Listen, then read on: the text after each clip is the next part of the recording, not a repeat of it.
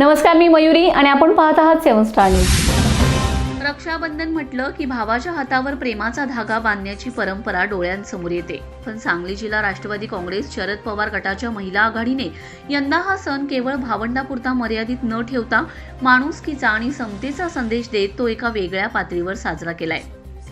कडेगाव तालुक्यातील आंबेगाव येथील सांज सोबती वृद्धाश्रमात महिला कार्यकर्त्यांनी वृद्ध बांधवांच्या हातावर राखी बांधले।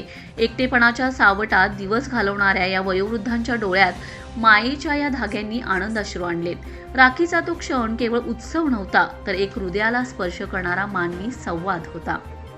या उपक्रमाचा विस्तार जिल्ह्यातील इतर तालुक्यांमध्येही करण्यात येणार आहे। पोलीस अधिकारी, एसटी कर्मचारी, अग्निशमन दल, मुस्लिम बांधव, वारकरी भजनी मंडळ अशा विविध घटकांना राखी बांधून हिंदू मुस्लिम ऐक्य, मानवता आणि समभावाचा संदेश देण्याचा निर्धार महिला आघाडीने केलाय।